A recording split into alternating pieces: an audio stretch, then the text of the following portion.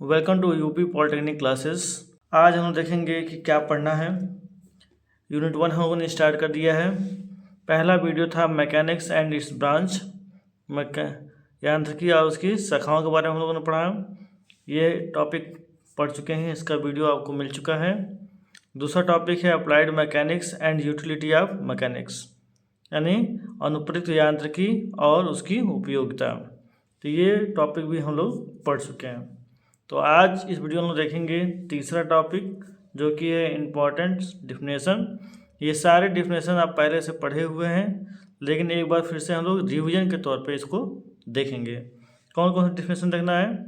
Matter पदार्थ, body यानी पिंड, रिजिड बॉडी दृढ़ पिंड, पार्टिकल्स कण, state of motion and rest, ठीक है, गति और विरामावस्था, ठीक है, पाथ ऑफ मोशन गतिपथ, टाइप ऑफ मोशन गति के प्रकार, फोर्स यानी कि बल, मास द्रव्यमान, वेट भार, distance and displacement, speed and velocity, acceleration and retention त्वरण और मंदन, वर्क कार्य।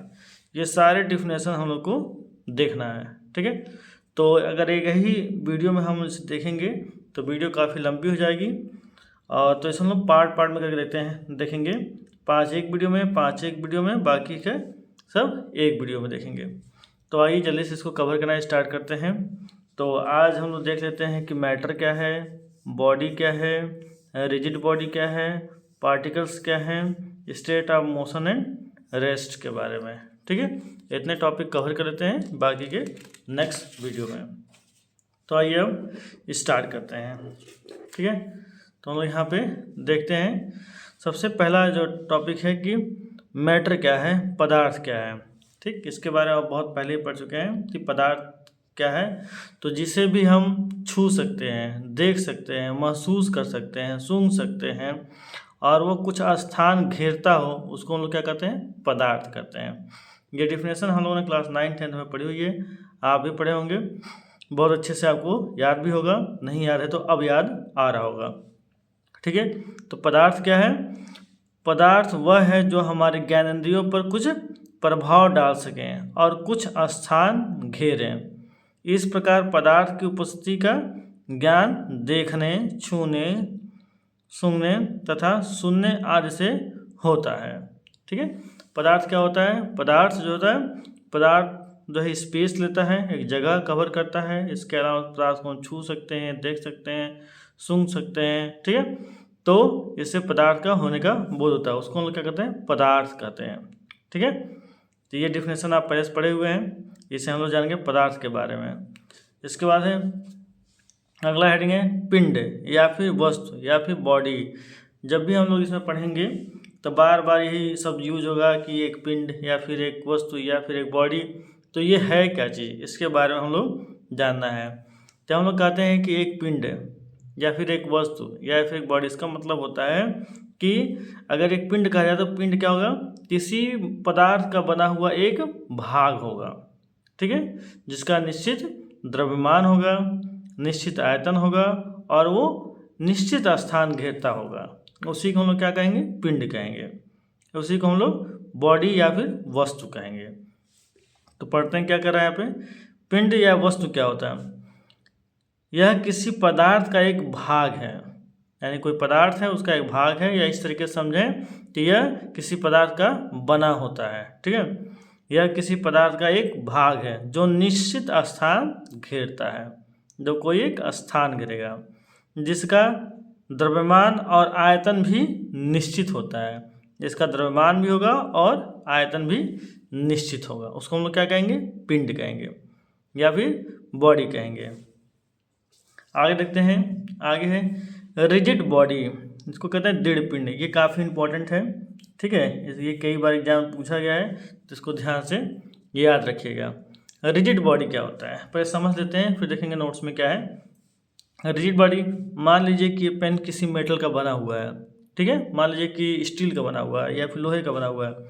तो अगर इतना बड़ा टुकड़ा हम लोहे का लिए हुए हैं तो इस पर ज़्यादा से ज़्यादा हम बल लगाएंगे तो उसकी लंबाई में कोई परिवर्तन नहीं होगा, या फिर उसको दबाएंगे तब पर भी उसकी लंबाई में कोई परिवर्तन नहीं होगा। लेकिन जब अत्यधिक बल लगाएंगे मशीन वगैरह से खींच के, तब इसकी लंबाई खींच जाएगी, या फिर दब जाएगी, या फिर ऐंठेंगे तो ऐंठ जाएगी।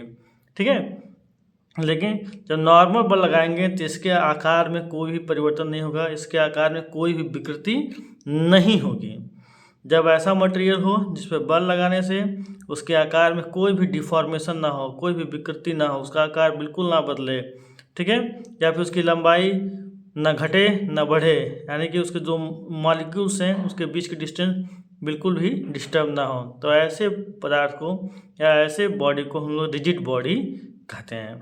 ठीक है। तो आइए देखते हैं नोट्स में क्या है। नोट्स में क्या बताया गया है, देखिए इसमें बताया गया है, यह वह पिंड है जिस पर किन्हीं भी दो बिंदुओं के बीच की दूरी बल लगाने से नहीं बदलती। दो बिंदु मतलब किन्हीं भी दो मॉलिक्यूल्स के बीच बल लगाने पर मॉलिक्यूल्स के बीच की डिस्टेंस नहीं बदलती, उनके मॉलिक्यूल के बीच का कोई डिस्टेंस चेंज नहीं होता। आगे लिखा है, अर्थात दृढ़ पिंड का अत्यधिक बल लगने पर भी विरूपण नहीं होता। ज़्यादा से ज़्यादा बल लगाएंगे तब पर भी विरूपण नहीं होता। ठीक है। आगे लिखता है, वास्तव में सैद्धांतिक रूप से कोई भी दृढ़ पिंड संभव नहीं है, परंतु इंजीनियरिंग प्रयोग में बल लगाने पर जिस पिंड के आकार में बहुत कम या फिर नगण्य परिवर्तन होता है उसे दृढ़ पिंड माना जाता है। इस प्रकार धरन, बीम, स्तंभ, कॉलम, आधार, गियर तथा पहिए आदि को दृढ़ पिंड कहते हैं। अब समझ में आया क्या कर दृढ़ पिंड। दृढ़ पिंड के बारे में कहा जा रहा है कि वास्तव में कोई दृढ़ पिंड संभव नहीं है, क्योंकि लोहे का रॉड भी अगर लेंगे तो उस पर जब ज़्यादा बल लगा देंगे, अधिक बल लगा देंगे, उसकी लंबाई बढ़ जाएगी। जब इसी दबा देंगे तो भी घट जाएगी।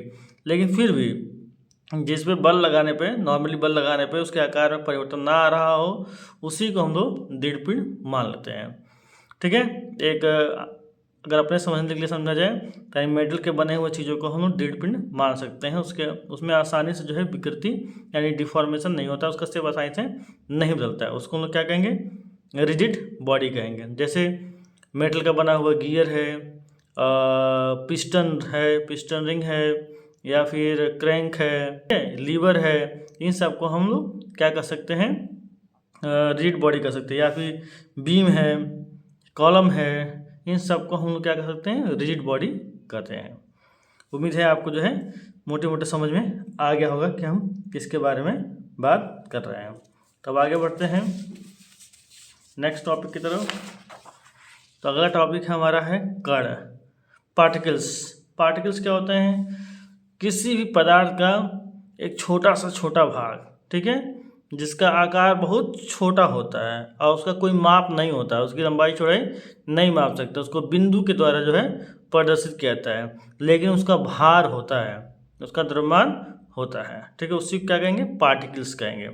इसमें क्या लिखा हुआ है, यह पदार्थ का एक ऐसा भाग या अंश है, किसी पदार्थ का एक भाग या अंश है, छोटा छोटा भाग या अंश है, जिसका आकार बहुत छोटा होता है और ऐसी कोई माप नहीं होती है, परंतु इसके द्रव्यमान तथा भार होते हैं। कण को एक बिंदु द्वारा प्रदर्शित किया जाता है, बस एक बिंदु लगा देंगे, इसी द्वारा कण को प्रदर्शित किया जाता है। बार बार आप जब हम लोग आगे पढ़ेंगे तो आप सुनेंगे कि एक कण है, उस पर ये काम हो रहा है। ठीक है, बार बार कण की बात आएगी। ठीक, तो ये जानना है कि कण क्या होता है, किसी पदार्थ का एक भाग होता है जिसका आकार नहीं होता है, यानी कि उसकी लंबाई चौड़ाई नहीं होती है, उसे बिंदु द्वारा प्रदर्शित करते हैं, लेकिन उसका द्रव्यमान तथा भार होता है। ठीक, ये हो गया। अगला हेडिंग देखते हैं। अगला हेडिंग है गति तथा विराम अवस्था। ठीक है, state of motion and rest. गति अवस्था, विराम अवस्था क्या होता है, इसको समझने के सबसे पहले हमको ये समझना पड़ेगा कि कब हम लोग कहेंगे कोई पिंड गति में है, कब हम लोग कहेंगे स्थिर अवस्था में। जैसे पृथ्वी अपने धुरे पे घूम रही है, एक गति से घूम रही है, और पृथ्वी पे हम सभी लोग घूम रहे हैं, तो एक दूसरे के सापेक्ष जो है सब लोग स्थिर हैं, सब लोग स्थिर हैं, सारे घर, सारे बिल्डिंगें, सारे कार, सारे बस सब स्थिर हैं, अगर सभी लोग पृथ्वी पर हैं तो। लेकिन पृथ्वी के बाहर से अगर देखा जाए तो हम लोग क्या कहेंगे कि पृथ्वी घूम रही है। तो कभी भी जो है गति और ये विरामावस्था सापेक्ष की बात की जाती है। सापेक्ष मतलब कि अगर एक आदमी यहाँ पे खड़ा है और दूसरा आदमी गति कर रहा है तो कभी भी क्या कहा जाएगा, इस आदमी के सापेक्ष ये गति कर रहा है। ठीक है, अगर दोनों सेम स्पीड से गति कर रहे हो तो दोनों के सापेक्ष कोई गति नहीं होगी और ये दोनों स्थिर या फिर दोनों गति में कहलाएंगे। स्थिर अवस्था में क्या होगा, जब कोई व्यक्ति गति कर रहा हो और उसके सापेक्ष कोई व्यक्ति स्थिर हो तो उसको हम क्या कहेंगे, स्थिर कहेंगे। यानी गति और विरामावस्था हमेशा सापेक्ष बात की जाएगी, दो लोगों के रिस्पेक्ट में बात की जाएगी, तभी हम बता पाएंगे गति में है या फिर विरामावस्था में है। जैसे पृथ्वी पे हम लोग हैं, सब लोग गति में हैं, लेकिन हम लोग सब लोग एक दूसरे को विरामावस्था में लगते हैं। ठीक है, तो हमेशा सापेक्ष बात की जाएगी। देखिए इसमें क्या कहा जा रहा है, किसी भी वस्तु की दो अवस्थाएं होती हैं, या तो पिंड स्थिर हो या फिर गतिमान हो सकता है, या तो स्थिर हो सकता है या फिर गतिमान हो सकता है। ये दोनों ही सापेक्ष पद हैं। ठीक है, रिलेटिव टर्म है। जब कोई वस्तु किसी दूसरी मानी हुई वस्तु के सापेक्ष अपनी स्थिति समय के साथ बदलती है तो स्थिति बदलने वाली वस्तु की अवस्था गतिमान कहलाती है। जो स्थिति बदलती है उसको क्या कहते हैं, गतिमान कहते हैं, अर्थात वस्तु चल रही है।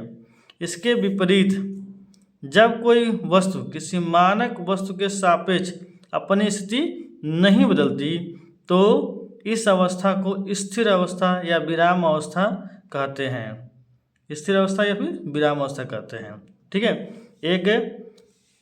एक बस जो है स्थिर है और ये गति कर रही है तो इसके सापेक्ष ये क्या होगा कि गति कर रही है। अगर ये रुक जाए, ये गति करे तो ये गति में हो जाएगा। ठीक है, तो हमेशा सापेक्ष में बात की जाएगी।